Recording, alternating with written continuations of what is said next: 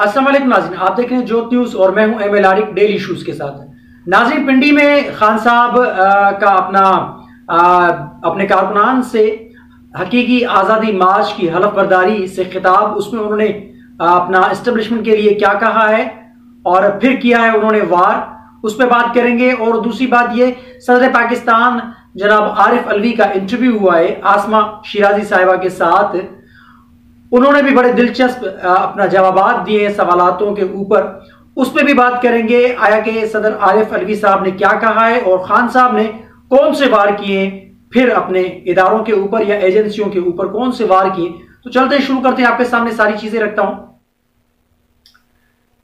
इमरान खान साहब अपनी हकीकी आजादी तहरीक के मार्च को कामयाब बनाने के लिए शहर शहर जा रहे हैं और जिला जिला जा रहे हैं और जिला जिला जाके अपने कारकुनान से वो हकीकी तहरीक आजादी जो मार्च है उसके मुतल्लिक वो उनसे हलफ ले रहे हैं कि आप मेरे साथ डटे रहेंगे, मेरे साथ खड़े रहेंगे, क्योंकि उनके जहन में वो 25 मई वाला वाकया जहन में उनके, क्योंकि हो सकता है कि 25 मई वाली जो सूरत हाल है वो पैदा हो सकती है और 25 मई को जो कारकुनान के ऊपर शेलिंग की गई थी तहरीक इंसाफ के, तो वो तितर बितर हो गए थे और गिरफ्तारियां हुई थी, कई सारे यानी मामला हुए थे। उस मुतल्लिक खान साहब को यानी एक खौफ है या खान साहब को एक डर है कि राना सनाउल्लाह फिर दोबारा कोई ऐसे मामला कर सकते हैं, क्योंकि अपना army chief general Qamar Javed Bajwa ने भी अपना रिसालपुर के उसमें अपना परेड के दौरान उन्होंने कहा था कि हम किसी सूरत अपने मुल्क का जो इस्तेहकाम है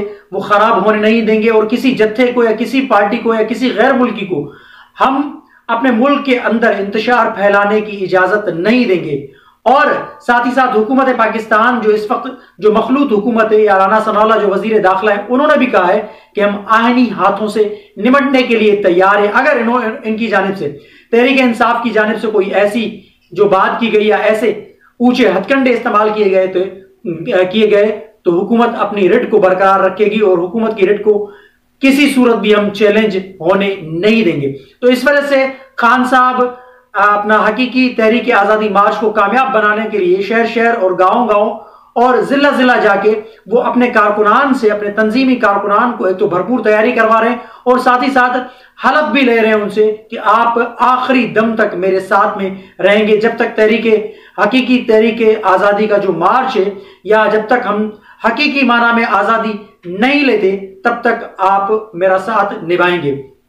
तो पहली बात तो ये कि खान साहब ये जंग लड़ रहे हैं, ना कोई जिद्दोजहद है, ये जंग लड़ रहे हैं, सियासी जंग है, अपनी कुर्सी के लिए, अपने इक़्तिदार के लिए वो जंग लड़ रहे हैं, ना कि ये जहाद है और ना ही कोई हकीकी आजादी है, क्योंकि हम तो हकीकी तौर पे आजाद हैं। पाकिस्तान तो 1947 में आजाद हो चुका, लेकिन वो इस्तेमाल कर रहे हैं लोगों को, वो साइफर की साजिश, अमेरिकी साजिश, वो अपना लेटर, वो खत, वो सारी बातों के बाद उन्होंने जो बयानिया बनाया था, अब वो बयानिया भी उनका जबरदोश हो गया। वो बयानिए के गुब्बारे में से हवा भी निकल चुकी है, क्योंकि जो ऑडियो लीक्स आई है खान साहब के मुतालिक उन्होंने भांडा फोड़ दिया है। लेकिन उसके बावजूद जिद, अना और अपनी अकड़ की वजह से खान साहब आज भी कह रहे हैं कि नहीं, हमें हकीकी आजादी चाहिए। अब खान साहब ने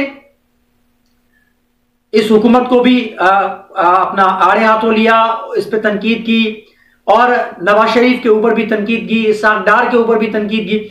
लेकिन खान साहब ने जो बात की, खान साहब ने कहा कि अपना फोन टेप किए जा रहे हैं, मेरे फोन टेप किए जा रहे हैं और ऑडियो लीक्स हो रही हैं। जब मैं वजीर आजम था तो तब मेरे यानी पर्सनल जो मेरी लैंडलाइन है उसको भी अपना रिकॉर्ड किया गया और ये एक गलत अमल है। अब उसके मुतालिक वो कह रहे हैं कि यानी एजेंसियों का काम अब सिर्फ यही रह गया है कि सिर्फ और सिर्फ लोगों की फोन कॉल टेप करें, या वो कह रहे हैं कि इसको छोड़ो उसको पकड़ो, यानी इस किस्म का काम एजेंसियों का रह चुका है। वो कह रहे हैं कि एजेंसियों ने सिर्फ और सिर्फ यानी फोन कॉल टेप करने हैं या इसको छोड़ना उसको पकड़ना का किरदार अदा करना है। तो मैं पूछना चाहता हूं कि आप करना क्या चाह रहे हैं, लेकिन मैं किसी सूरत पीछे नहीं हटूंगा।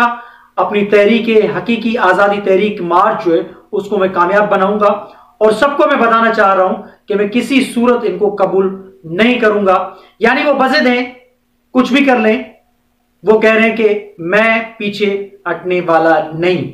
इसी वजह से पहले उन्होंने न्यूट्रल का नाम दिया, फिर जानवर का नाम दिया, और फिर कहा कि जी ये तो हैंडलर्स हैं। और आज भी उन्होंने ये कहा कि मैं हैंडलर्स को और इन सबको बताना चाह रहा हूं कि मैं किसी सूरत पीछे नहीं हटूंगा। और क्या आपका काम, या उन्होंने नाम लेके कहा है कि एजेंसियों का नाम नहीं, बल्कि उन्होंने कहा कि ISI का क्या यह काम रह गया है कि सिर्फ और सिर्फ लोगों को फोन टेप करना और जो ना उनको फिर प्रेशराइज करना, उनको फोन कॉल करना, अनडाउन नंबर से उनको प्रेशराइज करना, और ये करना वो करना, ये सारी बातें की। और साथ ही साथ उन्होंने मीडिया के मुतालिक भी बात की। उन्होंने कहा कि हमारे दौर में तो मीडिया आजाद था, हमने तो किसी के ऊपर पाबंदी नहीं लगाई, कोई एक चैनल हमें बता दें कि हमने किसी के ऊपर पाबंदी लगाई। तो खान साहब, आपकी इत्तला के लिए अर्ज है, जरा दिल थाम के आप सुनिएगा कि आपकी हुकूमत के दौरान कौन कौन से कारनामे हुए। सबसे पहले आपने जुलाई 2019 में कैपिटल टीवी और 24 चैनल और अब तक न्यूज की ट्रांसमिशन बंद की थी। और मई 2019 में नियो टीवी का लाइसेंस मुअत्तल किया गया। फिर जुलाई 2020 में 24 चैनल का लाइसेंस मुअत्तल कर दिया गया। और 13 मार्च से 2020 से लेकर नवंबर 2020 तक आपने मीर शकील उर रहमान, जो जियो और जंग ग्रुप के मालिक हैं या एडिटर हैं, उनको आपने बंद करके रखा। उसके अलावा बहुत सारे आपने अपना जो प्रोग्राम्स थे, जरदारी साहब के, मरियम नवाज शरीफ साहिबा के, इस किस्म के आपने काफी सारे सीनियर एंकर पर्सन के वो प्रोग्राम आपने वो ऑन एयर होने नहीं दिए। और साथ ही साथ आपने सोशल मीडिया के ऊपर पाबंदी लगाने की कोशिश की और सोशल मीडिया को आपने कंट्रोल करने की नाकाम कोशिश की, जिसको इस्लामाबाद हाई कोर्ट ने उस बिल को रद्द किया। आपने तो पास कर दिया था उसको। ये आपके घिनौने एक आपकी जो साजिशें थी वो अवाम के सामने, आपने कहा कि मुझे कोई एक चैनल बता दे, लेकिन मैंने भी आपको ये 4-5 चैनल बता दिए। ये हामिद मीर के आदाद शुमार हैं। हामिद मीर ने अपने प्रोग्राम कैपिटल टॉक के अंदर ये सारे आदाद शुमार बताएं, और मजीद भी उन्होंने काफी सारे नाम बताने थे, लेकिन उन्होंने कहा कई सारी और भी चीजें जो मैं बता सकता हूं। लेकिन खान साहब के दौर में बड़ी बेदर्दी के साथ मीडिया मालकान को, यानी उनके खिलाफ कार्रवाई की गई, सहाफियों के खिलाफ कार्रवाई की गई और चैनल को बंद कर दिया गया, चैनल के लाइसेंस को मुअत्तल किया गया। तो ये खान साहब आपकी इत्तला के लिए अर्ज है, जो आप कह रहे थे कि मुझे एक चैनल बता दे, मैंने आपको 4-5 चैनल बता दिए। अब आते हैं सदर पाकिस्तान आरिफ अलवी साहब के अपना इंटरव्यू के ऊपर। सदर पाकिस्तान आरिफ अलवी साहब ने अपना आसमा शिराजी साहिबा को इंटरव्यू दिया। उस इंटरव्यू में उन्होंने कई सारे सवालात किए, लेकिन उनसे सवालात जो किए गए फौज के मुतल्लिक के जी आप क्या समझते हैं कि फौज को न्यूट्रल होना चाहिए या नहीं होना चाहिए। तो उस पर सदर पाकिस्तान आरिफ अलवी साहब ने कहा कि फौज को न्यूट्रल होना चाहिए, क्योंकि आईन पाकिस्तान के अंदर फौज का सियासत के अंदर कोई किरदार नहीं, फौज न्यूट्रल होगी तो बेहतर मामला होंगे। तो उस पर आसमा शिराजी साहिबा ने कहा कि आपके जो लीडर हैं, जो खान साहब हैं, वो कहते हैं कि ये तो न्यूट्रल इस तरीके से, वो न्यूट्रल उस तरीके से। तो उन्होंने कहा कि मैं वकील नहीं हूं, ये उनसे पूछा जाए कि उनका इस मामले पे जो जवाब है वो कौन सा है, या वो कौन से किस निस्बतन में वो जवाब देते हैं, ये उनसे आप सवाल करें। आगे फिर उनसे पूछा गया कि आप साइफर को कैसे समझते हैं, कि आप समझते हैं क्या पाकिस्तान के खिलाफ या खान साहब की जो हुकूमत गई वो अमेरिकी साइफर की जो साजिश को जो बताया गया, अमेरिकी साजिश के तहत उनकी हुकूमत गई। तो उन्होंने कहा कि मैं इस बात पे यानी कायल नहीं कि कोई साजिश हुई है। मैंने खत चीफ जस्टिस को भेजा कि मेरे शकू को शुबात हैं और बेहतर होगा इस मामले पर वाकयाती शहादतें ली जाएं। सदर आरिफ अलवी, यानी उनको कायल आज तक खान साहब ही नहीं कर सके कि वो जो साइफर आया था कि वो एक अमेरिकी साजिश थी या डोनाल्ड लू ने धमकाने की बात की। हाँ, हत्ता कि उन्होंने ये कहा कि जो लैंग्वेज इस्तेमाल की गई थी उस साइफर के अंदर, वो जो लैंग्वेज है वो इस किस्म के की ना इस्तेमाल की जाए। उन अल्फाज के ऊपर हमने फिर डिमाश किया, अमेरिकन एम्बेसडर को बुला के हमने डिमाश लिया उनसे। तो उन्होंने कहा कि इस किस्म के अल्फाज नहीं इस्तेमाल किए। बाकी उन्होंने कहा कि साइफर के मुतल्लिक मैं यानी कतन उन्होंने कहा कि मुझे मैं नहीं कबूल कर सकता कि कोई साजिश हुई, लेकिन उन्होंने कहा कि इसकी तहकीकात होना जरूरी है। और साथ ही साथ जो आर्मी के मुतल्लिक उन्होंने कहा कि फौज को न्यूट्रल होना चाहिए, फौज का जो किरदार है वो सियासत के अंदर नहीं है, फौज का किरदार आईनी और कानूनी, जो फौज को इजाजत है, फौज का जो आईनी और कानूनी किरदार है फौज वो किरदार अदा करे वो बेहतर है, फौज को यानी न्यूट्रल होना चाहिए।